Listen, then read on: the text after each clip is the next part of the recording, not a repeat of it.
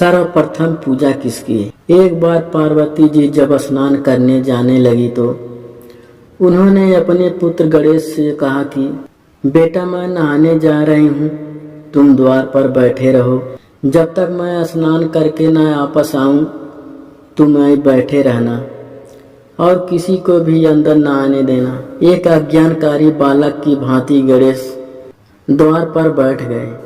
अभी पार्वती नहा ही रही थी कि शिव अपने गणों के साथ आए और घर में जाने लगे तो गणेश ने उन्हें रोककर कहा, अभी आप लोग बाहर प्रतीक्षा करें, माता पार्वती अंदर स्नान कर रही हैं।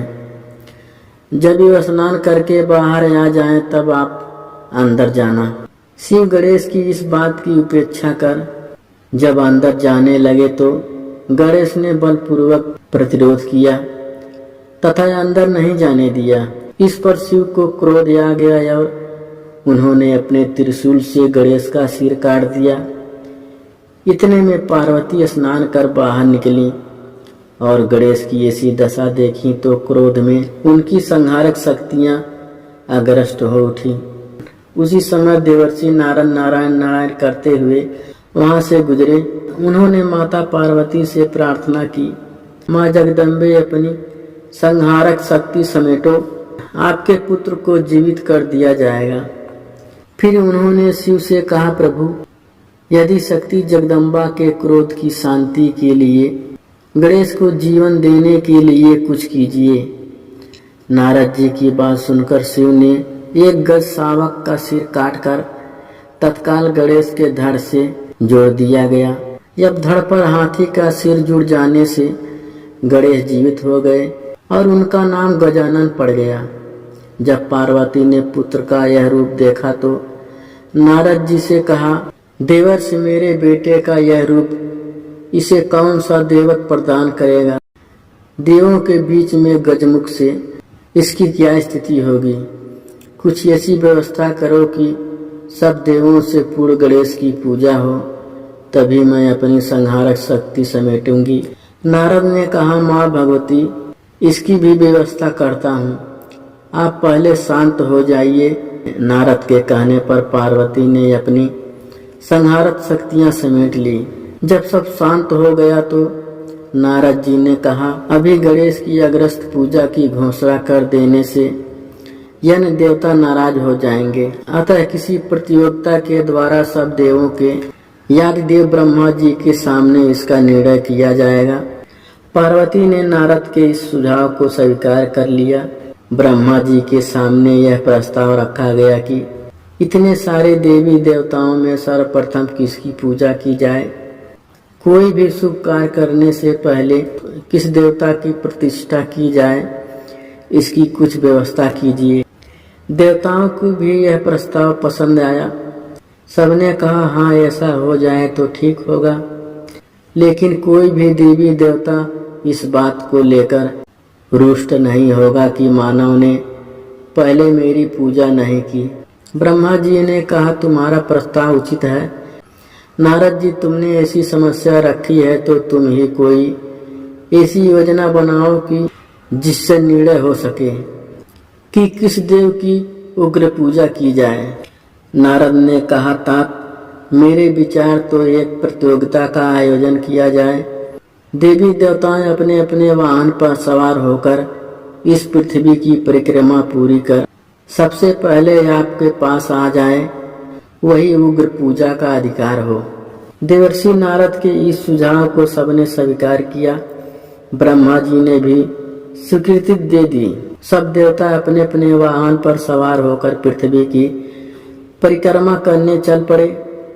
गणेश जी अपने चूहे पर सवार हुए, वे ही सबसे पीछे रहे। उनकी सवारी चूहा यानी देवताओं की सवारी का क्या मुकाबला करता, पर प्रतियोगिता में भाग तो लेना ही था। नारद गणेश का उपक्रम देख रहे थे तथा विचार कर रहे थे। गणेश तो शरीर में वैसे भी लंबोदर भारी भरकम, ऊपर से सिर भी हाथी का है। उनकी सवारी भी विचित्र चूहा जैसा छोटा सा जीव कैसे पृथ्वी की परिक्रमा करके सफल होंगे। उधर माता पार्वती को वचन दिया कि उनके पुत्र गणेश की उग्र पूजा होगी। ऐसा सोचते हुए उन्हें एक उपाय सूझा।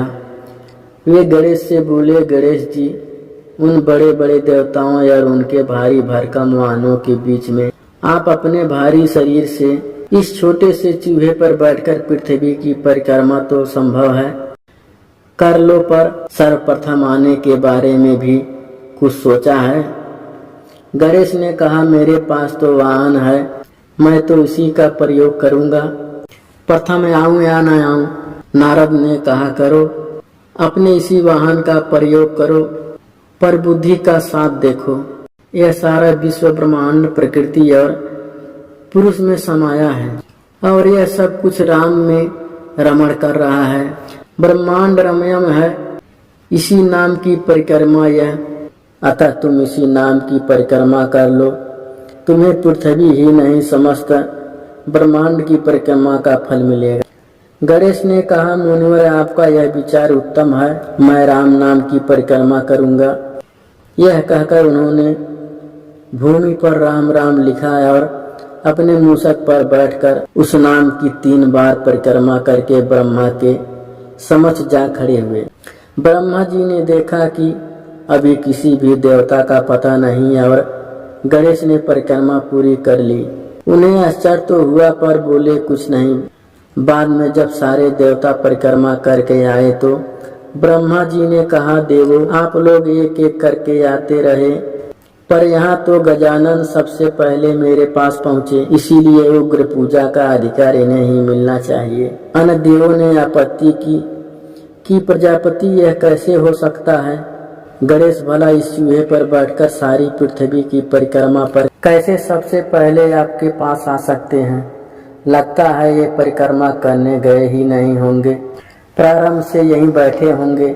जब देवों ने उसे असत माना तो नारद बोले, हे देवो, यह सत्य है, आप लोग तो भौतिक और स्थूल की परिक्रमा करते रहे, पर गणेश ने तो उसकी परिक्रमा की जिसमें यह भूमंडल ही नहीं बल्कि सारा विश्व ब्रह्मांड रमण कर रहा है।